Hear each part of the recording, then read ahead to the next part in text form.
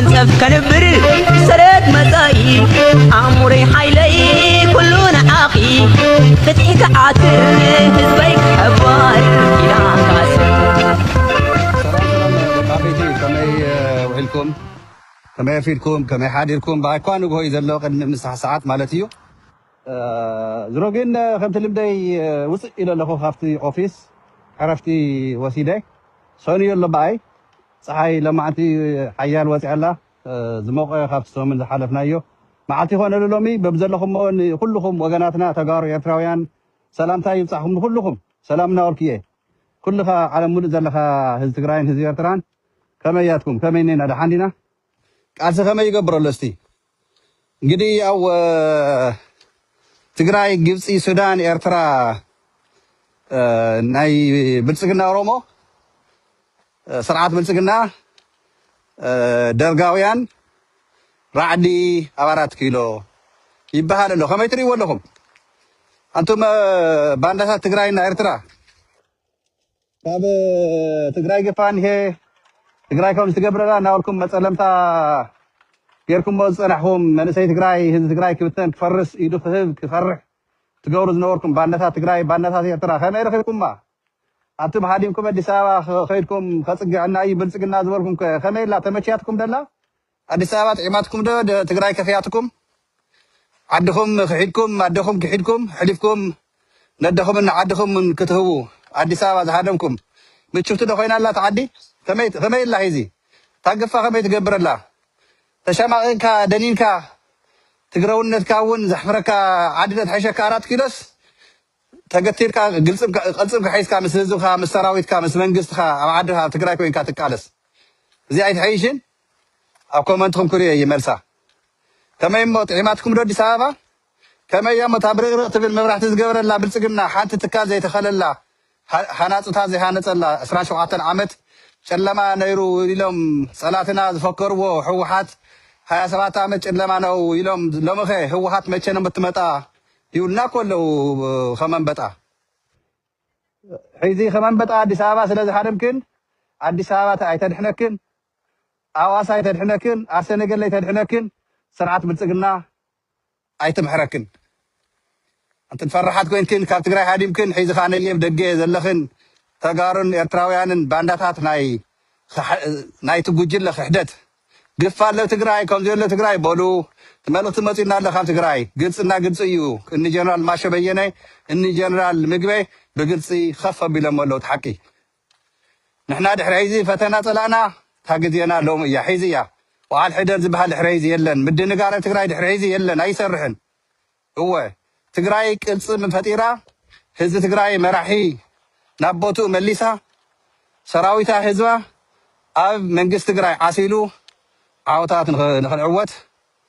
ኣብ መጨረሻ ደረጃ በጽሕና ለና ከም ተጋሩ ዓለም ሙሉእ ዘለኻ ህዝቢ ትግራይ ህዝቢ ኤርትራ ኣብ ኤርትራ ዘለኻ ህዝቢ ትግራይ ህዝቢ ኤርትራ ኣብ ትግራይ ዘለኻ ህዝቢ ትግራይ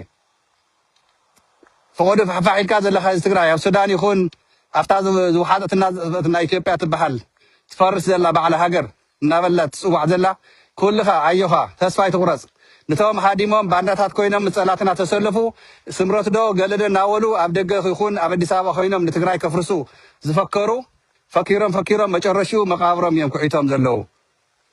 تقرأي بعتهم يتفن تقرأي بناي درجاويان مروخات درجي طرف مرف أي تسعير أي تفلتن فخرات رأي كي مسلكم نحنا خويناتين دلني لا تعجس سلاز جبرنا بتي تعجس جيرنا يصنحنا جن عين قصر ندحر حيزي أو كي تعجسنا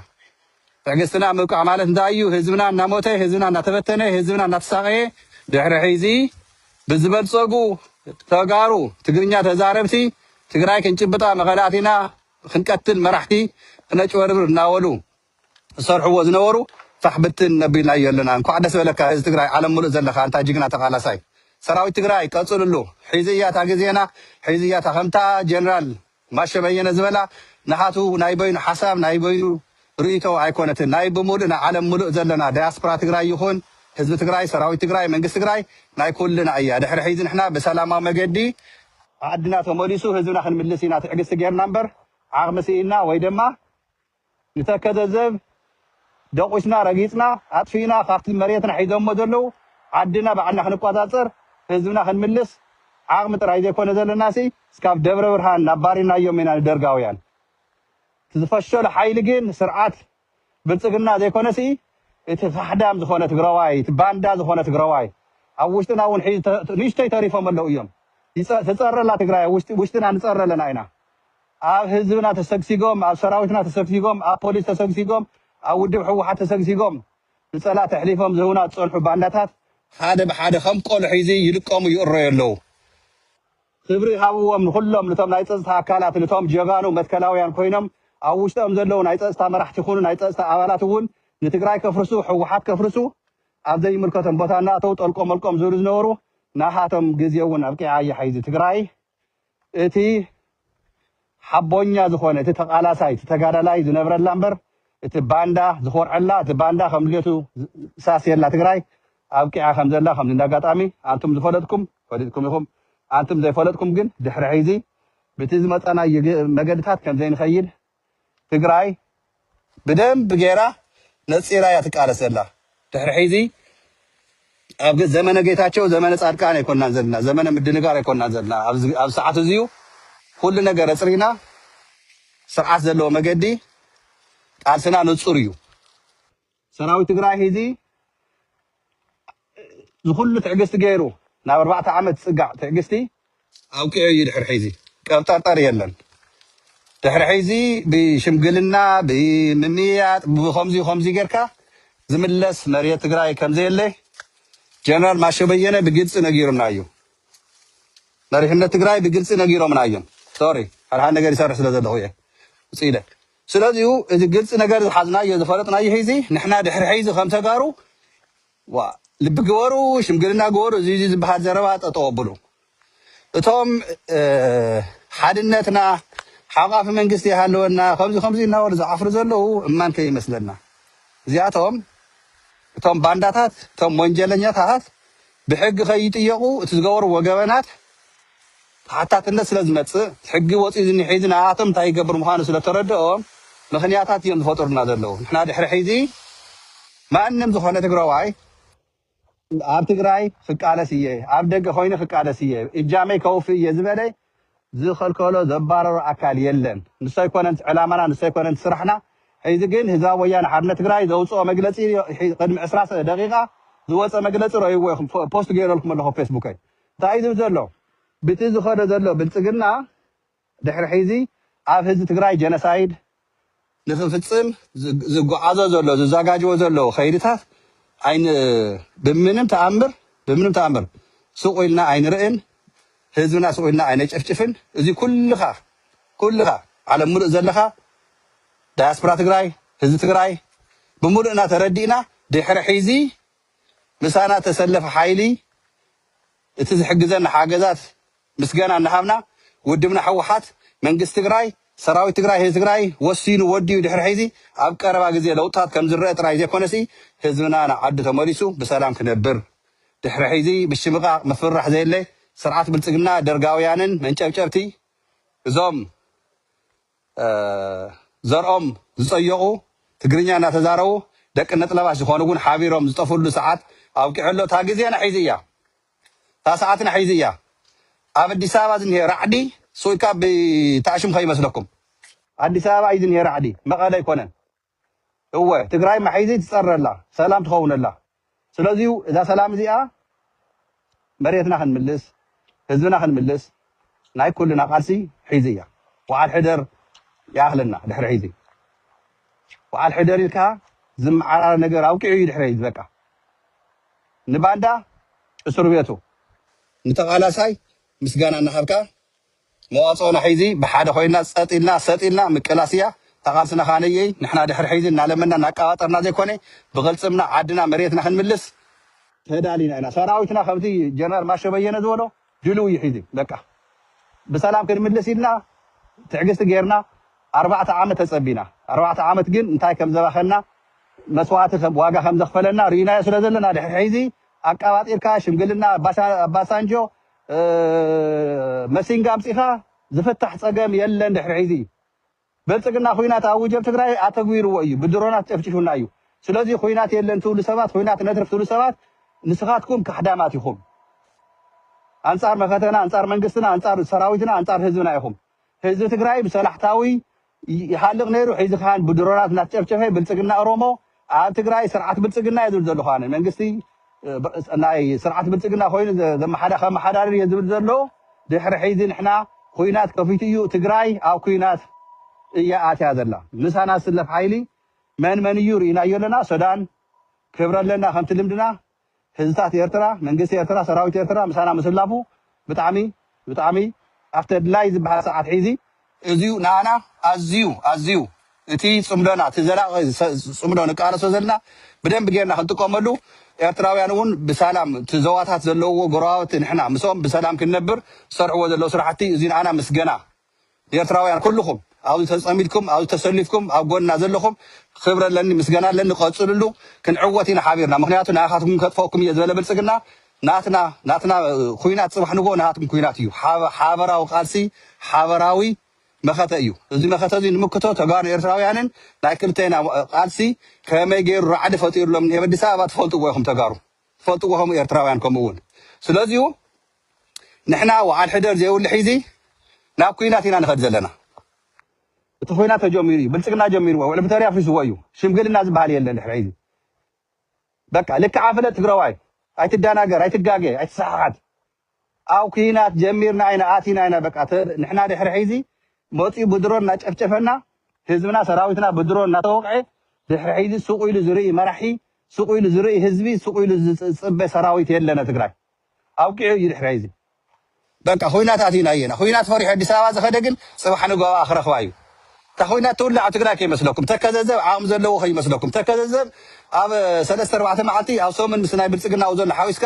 ዝፅረግ ዝእረ ዕጥቁር ስንቂ ነረኪቡ ኢዱ ዝህብ እዩ እንዲያው ሒዚ መዓት እዩ ቁፅሪ ማለያ ዘይብሉ ናብ ሰራዊት ትግራይ ኢድ እናሃበ ዘሎ ናይ ብልፅግና ሰራዊት ስለዚ ናይ ምዕራብ ጉዳይ ኣብ ቀረባ ግዜ ተተረፈ ግን ስርዓት ብልፅግና ደርጋውያንና ደቂ ነጥላዋሽ 4 ኪሎ ኮይኖም ዝፍክሩ ዘለው እዚ እውን ስርዓት እዚ ኣሊኻ ኣብቲ ዞባ ሰላም ክመፅቲ ኮይኑ ኣሰላልፋ ተቐይሩ እዩ እዚ ንምጥፋእ ሓቢርካ ምስራሕ እዩ ስለዚ እቲ ኩናት ንሕና ደሊናዮ ዘይኮነስ ተገዲድና ንኣቶ ኩናት ሒዚ ተሎ ኢልና ሒዚ ኣብ ሓፂር ግዜ ዝኽፈል መስዋእቲ ከፊልና ዓድና ውሕስቲ ንግበራ ባንክታት ዓፅዩ መድሓኒት ተኸልኪሉ ነዳጅ ተኸልኪሉ ንቕፅለሉ ስርዓት ድሕሪ ሒዚ የለን በቃ ብዙ ኣየዋፀና ሞት ንሞቱ ስምዑ ብጥሜት ዝመውትን ብጥይት ዝመውትን ይፈላለ እዩ ምዕራብ ትግራይ ግን 1.2 ሚልዮን መስዋዕቲ ዝኸፍል የለን እቲ ሒዚ ዝመውት ዘሎ ሰላሕታዊ ብብልፅግና ስርዓት ግን ልዕሊ 1.2 ናይ ህዝቢ ምዕራብ ጥራይ ዝብትንዎ ዘለው ዘደናገርዎ ዘለው ሓዊስካ ግን ብሚልዮናት ትግራይ እናተበተነ እናተሻማቐቀ ኣብ ኣዲስ ኣበባ ይኹን ኣብ ካሊእ ቦታታት ህዝብና ተበቲኑ ክጠፍእ ሓቂ ክሰርሕዎ ዘለው ፀላእትናን ናይ ፀላእትና ሓሻኽር ልኡኻትን ኣብቂዑ ዘሎ እዚ ኣብቂዕዎ ዘለኻን ሒዚ ንሕና ናብ መኸተ ክንብል ተለና ናብ ኩናት ተገዲድና ኩናት ኣቲና ኢና ኩናት ተጀሚሩ እዩ ዋላ መዓልታዊ ኩናት ተዘይሃለወ በቢግዜኡ ሕልፍ እናበሉ ባዕሉ ስቃጥናን ዩኒፎርምን መሳርያን ዝሃቦም ደጋጊሙ ብፀለምቲ ዘለው ይኹኑ ብዓፋር ተኪሶምልና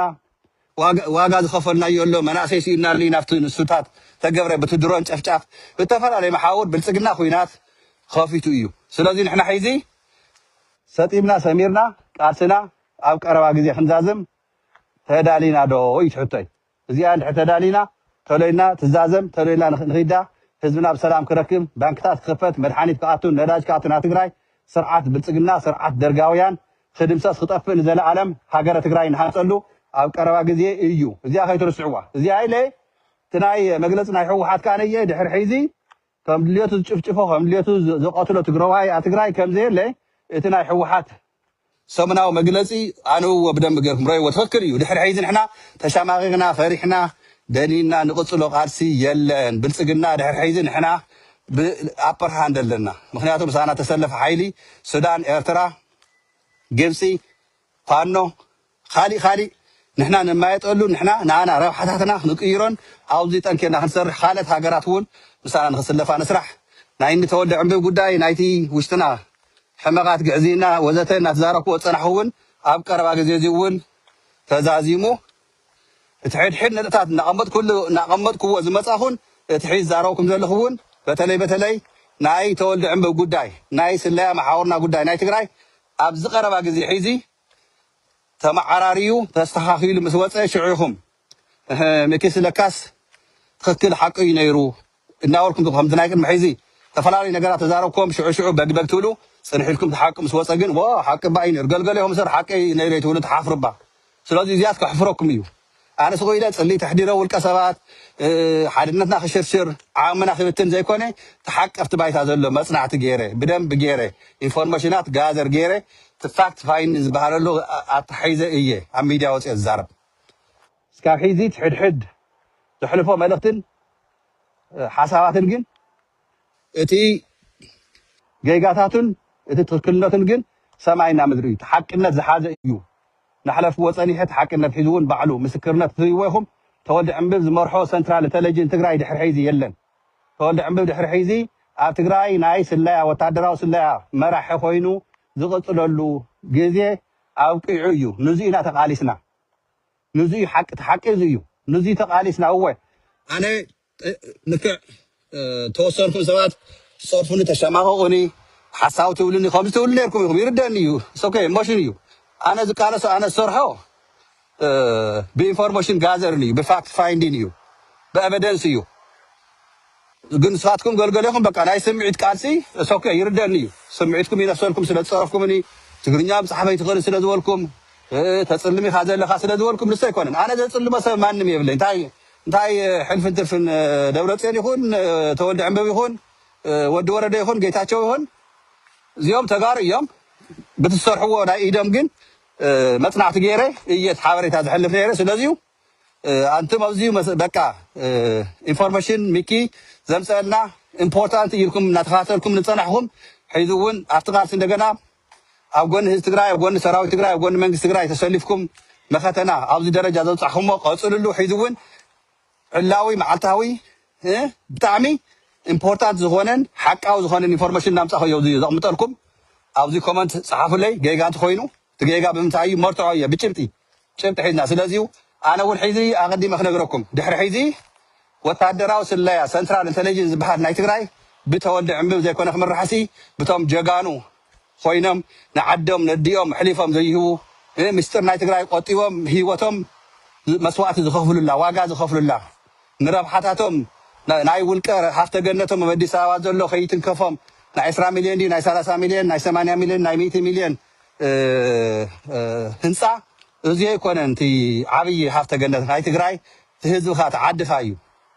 دخا خوين كام سزلخا او غون هزلخا غون سراويتكا غون منغسات سلفكا صوم كاي تحضرنا تقراي مخنياتو لبام زخونه بچكان زخونه حزب يلنا تقراي لمن تامر سلازي اوزي زخ حدنا دحر حيزي انكوان دو سنترال انتليجن كمرحو انكوان دو او خساتفسي بحق ناي تقراي كتيغنا اينا صاوعتنا ناغرنا مصينا تغور ودي ما يغور انت ناي حب حق دمتات نصحابنا خرينا دحر حيزي كن سنترال انتليجن ناي تقراي بتولد عم زمرح غداي كم زي كونه ያው ኣብዝ ቀርባ ግዜ ክትሪእዎም እናተዛረብኩ ዝመጻኹ እናተቃለስኩ ዝመጻኹ ኣብ ተግባር ይበጽሐሎ መብዛሕቱ መንግስትና ክምለስ ምዃኑ እናተቃለስኩ መጽእ ምሳኹም ተቃልስ ንስኻ ሰክሰስፉል ኮይና ሪኢናዮ ውድብና ሕወሓት ናብ ቤተ መንግስታት ተመሊሳ ስልጣና ተቆጻጺራ ትግራይ ትመርሕላ ብዕሊ ስለዚ እዚ ንባዕሉ ዓብይ ዓወት እዩ ዓብይ ቃልሲ እዩ ናይኒ ተወልደ ዕምብብ ሻጥር ናይኒ ወዲ ወረደ ሻጥር ትግራይ ከባኽንዋ መኸተና ክብትኑ መሪሕነት ሕወሓት ከፍርሱ ዝኩሉ ጻዕሪ ጻዓሩ ግን እኒ ተወልደ ዕምብብ ምስኒ إساءة سادسة مسني ودورة دخوينا زيو بوحلل الزخنة قارسي تقاليسنا أبصبوا درجة بس إحنا لنا سلازيو ناي تولد عم بوجوداي كان أو كروا جزية خصم عوهم تحكوا في شأن بعض الخواتيو سكاو شعجن زي مسن دحر حيزي بتولد عم بتشربر بتولد عم تود قارسنا تقراي يلان أيهم أنكروا قصول لقارسنا تقراي السعر بتعمد دسيلني زلا أنا حيز حكنا مزرعة قارسنا تقراي معري كوينو وتهدرنا دلو كوينو منقسنا دلو كوينو إيه زخية زلفت بايتا حق زيو أيهم كن سعرنا أي تطارطروا نسعروا لخانو نحنا كلنا مثلنا زلنا قالسنا زلنا بدن بجينا حيدي انت قالسنا لينا أيهم جغان واني دك عدي تشاو سلام كل ببزلهم أيهم كريمنا هنا أي تطارطروا عاوت أبينا يا أبقروا جزء أيونا دك تقراي أيونا ما قالسنا ون غربتنا هز وجناتنا يتراويان أيهم تقراي كربيات عود تعمل بياس مران مقالن حبيرنا ሰላም ደቂ ዓበይቲ ከመይ ውዒልኩም ከመይ ሓዲርኩም ከመይ ፊድኩም ከመይ ምሲኹም ናበልኩም ንኩልኩም ህዝብታት ትግራይ ህዝብታት ኤርትራ ኣብ ዓድኹም ዘለኹም ኣብ ስደት ዘለኹም ብሓበራ ኩልኩም ተጋሩ ኤርትራውያን ከመይ ኒኹም ደቂ ዓበይቲ ኩልኩም ሰላም ክትኮኑለይ እናተመኒኹ ከምቲ ልምደይ ናይ ኩሉ ግዜ ሰላምታይ ንኩልኩም ይብፃሕኩም እቲ ዘላቂ ዝኾነ ፅምዶ እናተቃለስናዮ ዝመፃና ኣዝዩ ዘሐጉስ ኮይነሎ ህዝብታት ትግራይን ኤርትራን እፎይታ ዝረኸበ ህዝቢ እቲ ፅምዶ እቲ ፍቕሪ እቲ ሰላም ድሕሪ ሒዚ ኣብ መንጎ ትግራይን ኤርትራን ዝኾነ ጎንፂ ከይፍጠር ዝኾነ ኩናት ከይፍጠር ብደንቢ ጌርና እናተቃለስናሉ ዝመፃና ሒዚ ከዓ እንተጠናኺርና ክንቅፅለሉ ተስፋ ይገብር ማለት እዩ እዚዩ ኩሉ ግዜ ማዕዳ እዩ ንኩልኩም ተጋሩን ኤርትራውያንን ልቢ ጌርና እቶም ሽዋውያን ዝኩሉ ዓመታት ዘህለቕዎ መንእሰይ ትግራይን መንእሰይ ኤርትራን ኣብ ሕድሕድካ ምቅታል ኣብ ሕድሕድካ ጎንፂ ስደት ስቃይ መከራ ሪና ኢና ኩልና ሓቢርና ስለዚሁ መን እዩ ዝዓበየ ኣጥቂዑ መን እዩ ዝነኣሰ ተጠቂዑ ኣጥቂዑ ንሱ ዘይኮነ ክንፀባፀብ ሒዙ ተረዲእና እቲ ቀንዲ እንኮ ዝኾነ ፀላኢና ደርግን ደርጋውያንን ኣብ ሽዋ ዘለዉ ሓይልታት ነዚኣቶም ተጋሩ ኣዋፊሮም ኤርትራውያን ኣዋፊሮም ሒዙ እውን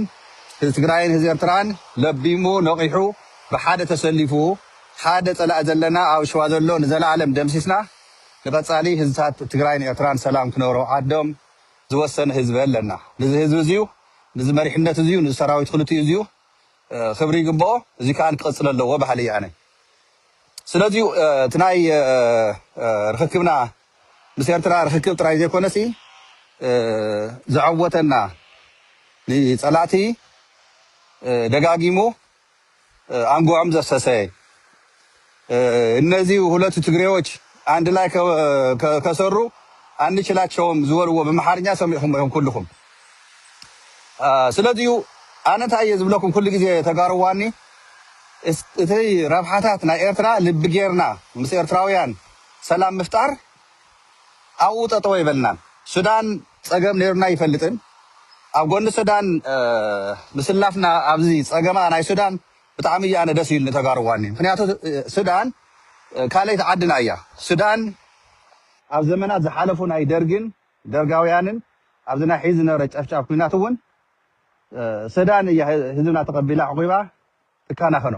ሰራዊት ሱዳን ፈቆደ በረኻ ናይ መሬታን ናይ ትግራይ ምዕራብ ዝነበረ ከባብን ከይዶም እዮም ነቶም ተሸገሩ ወገናትና ሰራዊት ሱዳን ይዝለኩም ዘለኹ ሓጊዞም ናብ ማዓስከራት ዝወሰድዎ መፍቲ ጨካን ጨፍጫፍ ዝኾነ ብልፅግና ዘምፅኦ ጭካኔ ማለት እዩ ሕይድ ብውሽጢ ተወጉዕኩም ሓደ ሓደ ተጋሩ ኤርትራውያን ኣለኹም ብጣዕሚ በቃ ደስ ዝብለኒ ማለት እዩ ምክንያቱ ከማኻትኩም ለባማ ዝኾነ ሰባት የድልዩና ኩሉ ግዜ እቲ ሰላምቲ ኣብ መንጎ ክልተና ተፈጢሩ ዘሎሲ ከመይ ጌርና እቲ ፀገማት ከመይ ጌርና እናኣረምናዮ ንመፅእ ንቐፃሊ ኸ ፀገማት ክመን ተመፁ እዩ ግጭት ብኩናት ዘይኮነስ ብሓሳብ ግጭት ዘመፅኡ እውን ከመይ ጌርና ክንፈትሖ ከመይ ጌርና ልቢ ዕቢና ክንማየጠሉ ፀገማትና ከመይ ኢልና ክንረዳደሉ እናበልኩም ትፅሕፉለይ ትድውለይ ብውሽጢ ተጋሩ ኤርትራውያንን ክብረት ይሃበለይ ብጣዕሚ ኣነ ካባኻትኩም ዝመሃሮ ካባኻትኩም ዝርድኦ ነገራት እውን ብዙሕ ኣሎ ስለዚ ብሓደ ኮይና ክንቃለስ ተለና ብሓደ እናተማየጥና ክንሰርሕ ተለና ህዝቢ ትግራይን ህዝቢ ኤርትራን እቲ ሰላም ብጣዕሚ ብሂግዎ ዝፀንሐ ጠንካራ ጌርና ንቐፅለሉ ክንቅፅለሉ ኢና እዚኣ ኩለኩም ይደሊ ዛዕባ ናይ ፅምዶ ዛዕባ ናይ ተጋሩን ኤርትራውያንን ብሓደ ዝተላልፋና ማለት እዩ እቲ ወታደራዊ ሓይሊ ናይ ትግራይ ናይ ኤርትራ ናይ ፋኖ ናይ ሱዳን ናይ ቤንሻንጉል ናይ ኦላ ናይ ኣገው ቅማት እዚ ኩሉ ሓፈሻዊ ንብልፅግና እንታይ ረዓድ ፈጢሩ ዘሎ ንሪኦ ኣለና እዚዩ ንሕና ተገዲድና ናብ ኩናት ኣቲና ኣለና ኣብ ኩናት ኢና ዘለና ሰዓት እዚዩ ሕድሕድ ትግራዋይ እንድሕር ዘይርዶ ኮይኑ እቲ ጨፍጫፍ ናይ ድሮን እንታይ እዩ ትርጉሙ እቲ ንፃድቃን ንጌታቸው በቃ መቐላእቲና ሲ ክንቀትልና ክንጭፍጭፍ ኢና ከምዚ ገበሩ ናበሉ ዝኣወጅዎ ተጀሚሩ ርኢናዮ ኢና ስለዚ ንሕና ኣብ ኩናት ኢና ዘለና ኩናት ኣይንደልን ገለገለ ዝብሉ ተጋሩ እዚኦም ልኡኻት ናይ ብልፅግና ስለ ዝኾኑ ንሕና ከምቲ መሪሕነት ትግራይ እውን ዝበሎ ንጀነራል ማሾ በየነ ዝበልዎ ብሰላማዊ መገዲ ክንፈትሕ ኢና እናበልና ስቑኢልና ካብ ፀላእትና ድሕሪ ሒዙ ንፅበዮ ጉዳይ የለን ፀላእትና ብጥሜት ሰንኪ መድሓኒት ሰንኪ ነዳጅ ዝተፈላለዩ ነገራት ገይሮም ንህዝብና ባንኪ ቁርሺ ከየውፅእ ከይጥቀም ዳያስፖራ ሓገዛት ገይሩ ንህዝቡ ኢኮኖሚ ከየመሓይሽ ኮነ ኢሉ ኢኮኖሚና ዳቂቆም መንእሰይና እናተበተነ ካ ትግራይ ክበርስ ዝሰርሕዎ ዘለዉ ናይ ፀላእትና ሽርሒ እዚዩ መሪሕነትና ልቢ ገይሩ እዩ እዚ ጠጠው ንክብል ከዓነ ንሕና ተገዲድና ኮይናት ኣቲናዮ ኢና ካሊእ ምንም ኣማራጭ የብልናን ተፀቢና ትዕግስቲ ጌርና ለሚና ቀባጢርና ኩሉ ኣብ ዓለም ዝግበር ዓቕሊ ጌርካ ትዕግስቲ ጌርካ ተመኪሩ ስለ ዘይኮነ እዚኦም ክዕለ በቃ ንዘምክዐ ነገር ከዓ ምንም ክንብል ኣይንኽእል ኢና እዚዩ ንሓትና ፀገም ኮይኑ ክረአ የብሉን ናትና ኮይነ ይፈልጥን ንሕና ኩሉ ግዜ ሕርየትና ድልየትና ሰላም እዩ ሰላም እዚ ንኸይትግበር ግን እቶም ፀላእትና ንኸጥፍኡና ሒዙ እውን ስራሕቶም ይቕፅሉ ኣለዉ እዚ ስራሕ እዚ ዝቕፅልዎ ዘለዉ ንሕና ድሕሪ ሒዚ ኣብቂዑ ኣሎ ኣብ ትግራይ ኩሉ መንእሰይ ክጋደል ሓላፍነቱ እዩ ኣብ ዝኾነ ዓለም ፀላኢ ክወረካ ፀላኢ ከጥፈካ እንድሕር ተበጊሱ ተዓዲ ዝሕልዋ እቲ መንእሰይ እዩ ተዓዲ ዝሕልዋ እቲ ህዝቢ ኩሉ ሓቢሩ እዩ ስለዚ ኩልካ ተቃለስ በብዘለካዮ እዚ ክብል ከለኹ ኣብዚ ክልተ መዓልቲ እዚ ዝውንዛዕ ዘሎ ቪድዮ ተነዶና ዓባይ እየን ተኣሲረን እውን ይብልዎን ነይሮም ብተዛረቦ ኣነ ግን ሒዚ እዚ ቪድዮ ንሃተን ዝሰቐሉ እቲ ዘረባ ንሱ ዘምፁ ኣካላት እቶም ናይ ዩቱበራት ኣብዚኦም ተሪር ስጉምቲ ክወስድ ኣለዎ መንግስቲ ትግራይ በሃል እየ ተሪር ስጉምቲ እዚኦም እዮም ቶም ልኡኻት ናይ ብልፅግና ናትና ቃልሲ ዘዳኽሙን ከዳኽሙን ዝሰርሑ ዘለዉ መንእሰይና ፈራሕ ክኸውን መንእሰይና ካብ ዓዱ ክሃድም ዝሰርሑ ዘለዉ ናይ ፀላእትና ልኡኻት ንቅርሺ ኢሎም ንዚኦም ኢኻ ዓብዪ ስጉምቲ ትወስድ እቲ ሕጊ ወፂኡ ዝኒሄ ኣብ ትግራይ ተሪር ዝኾነ ሕጊ ወፂኡ ዝኒሄ ኣብ ትግራይ ናብዚኣቶም ስጉምቲ ከዓ ንክበፅሕ ፀጥታ ትግራይ ፖሊስ ትግራይ ሰራዊት ትግራይ ኣውዝዩ ሙሉእ ብሙሉእ ኣተግብር ዝብል ሓላፍነት መንግስቲ ትግራይ ከውርድ ኣለዎ ዝኾነ ናይ ፖሊስ ናይ ፀጥታ ኣካል ኣብ ከምዚኣቶም ዝመሰሉ ተሪር ስጉምቲ ክወስድ ተሪር ስጉምቲ ምውሳድ ተጀሚሩ እዞም ዩቱበራት ቲክቶከራት ማሕበራዊ ሚድያ ሶሻል ሚድያ ንሕና ሕዚ እውን ፀላእቲ ከጥፍኡና እናሰርሑ ኣብ ውሽጥና ኮይኖም ከዓ ንየ እዚ ዓይነት ነገራት ዝሰርሑ ዘለዉ ተጋሩ ኣብዚኣቶም ምስቲ ተሪር ስጉምቲ ዝውሰድ መንግስቲ ተሪር ስጉምቲ ክውሰድ እቲ ፀጥታ መራሕቲ ሓላፍነት ሃቦ ሙሉእ ብሙሉእ ሓላፍነት ንሃቦ እዚ እንተጌርና ሕግን ስርዓትን ክኽበር እዩ መኸተና ተጠናኺሩ ፀላእትና ኣብ ቀረባ ግዜ ክድምሰሱ እዮም ዓበይቲ ዓወታትን ዓበይቲ ሰናይ ዝኾነ ንህዝቢ ትግራይ ምቹው ዝኾነ ግዜ ግን ኣብ ቀረባ ከም ዘሎ ከይትርስዑ ኣብ ቀረባ ምዕራብ ትግራይ ከም እንምልሳስ እዚኣ ሚኪታ በሎ ትብሉ ኢኹም ኣብ ቀረባ ግዜ ምዕራብ ትግራይ ክምለስ እዩ ኣብ ቀረባ ግዜ ህዝቢ ምዕራብ ናብ ዓዱ ክምለስ እዩ ስለዚ ናብዚኣ ክንዳሎ ኣለና ዳያስፖራ ትግራይ ሓገዛት ከድልየና እዩ ንህዝብና ንመንግስትና ንሰራዊትና ሓገዝ ከድልዮ እዩ ኣብዚ ክንዓስር ክንክእል ኣለና ናብ ሓደ መፂና ሓደ ኮይና ክንሰርሕ ኣለና ኣብዚኡ ናይ ህዝብና መዋፅኦ ናትና ናይ ዳያስፖራ ታሪክ ዝሰራሕናዮ እቲ ታሪክ ጥራይ ዘኮነ ተመሊስና ክብሪ ዘለና ሒዙ እውን ክንደግሞ ኣለና እቲ ታሪክ ኣብ ጎኒ ህዝብና ኣብ ጎኒ ሰራዊትና ኣብ ጎኒ መንግስትና ክንስለፍ ክንክእል ኣለና እዚ ጌርና ኢና ተቃሊስና እቲ ጅግንነት ናይ ዳያስፖራ እውን ንዓለም ዝተርአየ ሰራዊት ትግራይ እውን ንኣነ ሓደ ግንባር ኢኹም ኢሉ ዘኽበረና ቃል ብቃል እየ ዝብለኩም ዘለኹ ሰራዊት ትግራይ መራሕቲ ቃል ብቃል ኣነ ሰማዕኽዎ ባዕለይ ቃል ብቃል ይብለኩም ኣለኹ ላዕለዎት መራሕቲ ሰራዊት ትግራይ ዳያስፖራ ትግራይ ንስኹም ንኣና ሓደ ግንባር ኣብ ትግራይ ኣብቲ ኩናት ግዜ 4 ግንባር ነይሩ ኣብ ባይታ 4 ግንባር ነይና ኣብ ደገ ሓደ ግንባር ንስኻትኩም ዳያስፖራ ትግራይ 5 ግንባርና ናይ TDF ናይ ሰራዊት ትግራይ ጌርና ኢና ንሪኦኩም ኢሎም እቶም ዓበይቲ መራሕትና ዝተዛረብዎ ዘረባ ዝነግረኩም ዘለኹ እዚ ክብሪ ኣለና ስለዚ እዚ ዝኣክል ክብሪ ዝሃበና መሪሕነት ሰራዊት ትግራይ ህዝቢ ትግራይ መንግስቲ ትግራይ እዚ ስራሕ እዚ ንክንቅፅል ናብ ቦታና ንምፃእ ካብኡ እዚ ኢለ ቶሎ ኢለ ሕፅር ከብሎቲ ሓሳበይ ቅድም ኢለ እነ ኣዶናይ 16.6 ሚልዮን 14 ሰዓት ቅርሺ ኣኪቦም ንትግራይ ንተጋሩ ኢሎም ኣይሱዙ ሙሉኣት እውን ካሊእ እኽሊ ሓገዝን ክዳውንትን ጫማታትን ኣኪቦም መጨረሹ ኣንፃር መኸተና ኣንፃር ትግራይ ከም ዝኾነ ርኢናዮ ኢና እዚ ስለ ዝኾነ ኣነ ኣምሪረ ብምዝራበይ ሓደ ዓፈርቲ ዓፈር ፈሪሎም ንስድرኡ ንأبوه تقتل مكير كأخا خمزين كأخا لهم فيديو صريحهم بحصد أنا شو عزولكوا زقول عازيو أبوه مغلله بيزنس اللو بعدو أدوناي فيديو زلقنا شير زجورنا مغلله خيدو دحرب تيك توك مسعاري سلازيو وي سوري تبقوا بقلاب يمعدو يقطعيو وي كانيي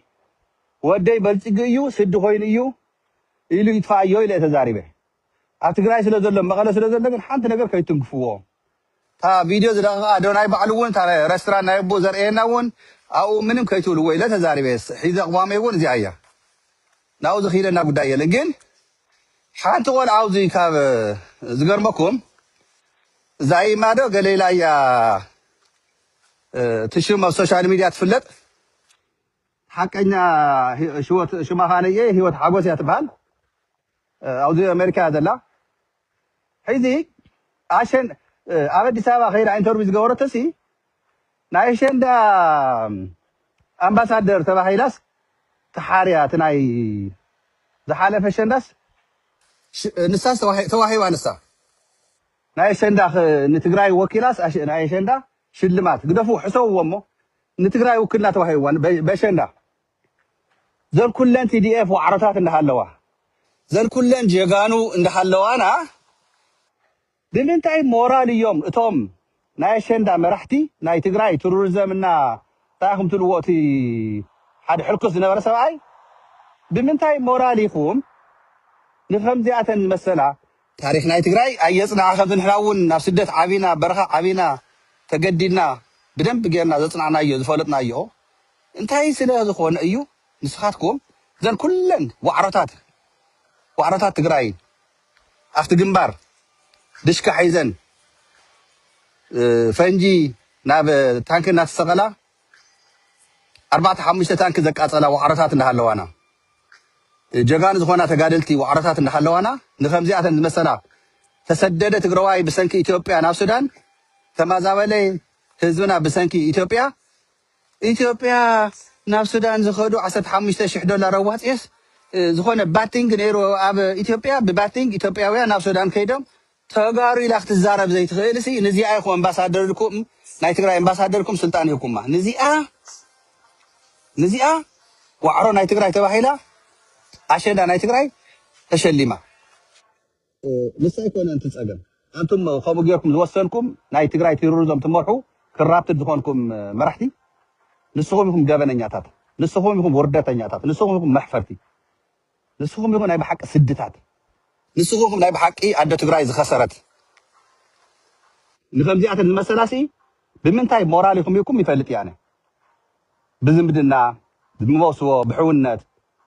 ኣባ እንታይ ይሰርሕ ምዃኑ ስለ ዝፈልጥ እየ ባይዘወይ ኣብ ትግራይ ናይ ንጌታቸው ኮርኩር ዝነበረ ኮኔል ካዚ ተሰርሑሉ ግን ናይ ስድነት ምልክት እዩ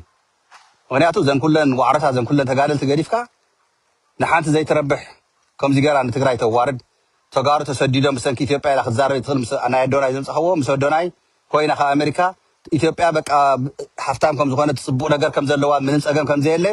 እናሰርሑ ቪድዮ ዝፀንሑ እዮም ታዋላ ይፈልጣ እያ ነው ኣሜሪካው ዝገርመኩም ንዝዩ ውርደት ዘዋረድኩም እዚ ናይ ኣሸንዳ ሽልማት ተውሃባ ቆልዓ ሒዚ በሸኳይ ተሓዲጋ ናይ ትግራይ ቴሮሪዝም መሪሕነት ዘለኻ እዚዩ ብኣዋጅ ኣውፅካ ሒዚ ነፂካ ናፍተን ዋዕረታት ተጋደልቲ ካብኣተን ሓንቲ ህዝቢ ትግራይ መሪፁ ይሸለም ሽልማት ብተግባር ንጎሮ አንቱም ለያው ሓሰውቲ ንዘይረብሕ ስልጣን ንሃብኩም ንዘይረብሕ ሽልማት ንሃብኩም ንዓዲ ዘይውክል ንዓዳ ዘይትውክል ዘን ኩለን ዋዕረታት ገዲፍኩም አንቱም ሓሳዳት ኢደን ተቆረፃ ኮነ ይዋና ትሪዋዳ ታዋዕረ ሒዚ ክንደይ ግዜ ኣብ ማሕበራዊ ሚድያ እናወፅእ ተጋዳሊት ሓንቲ ኢዳ ካብዚኣ ካብ ማእገራ ተቆሪፃ ትሪዋዶ ከም ንኸማደ ይኮነን ሽልማት ዝግባእ ስለዚስ ዘን ኩለን ዋዕረታት ተጋደልቲ እንዳሃለዋና ሓንቲ ዘይተረብሕ ናይ ትግራይ ታሪክ ናይ ህዝቢ ትግራይ ሽም ንክተልዕል ዘሕፍራ ሓሳዳት ዝኾንኩም ንዚኣተን ዘይረብሓ ስልጣን ሂብኩም ግን መሕፈርቲ ዝኾንኩም ንሳ ዘይኮነትሲ ንስኻትኩም ኢኹም ናይ ብሓቂ መሕዘኒ እዩ ትከታተልዎ ኣለኹም ማሕበራዊ ሚድያ መሕዘኒ መሕፈሪ ስለ ዝኾነ እዩ ናይ ሎማዓንቲ ሓፃርያ መልእኽተይ ትግራይ ከም ትዕወት ከይተጣራጠሩ ሕሞና ከም ንቆፃፀር ኣብ ቀረባ ግዜ ከይተጣራጠሩ ጽምደና ምስ ኤርትራ ጠንኪሩ ይኸይድ ከም ዘሎ ከይተጣራጠሩ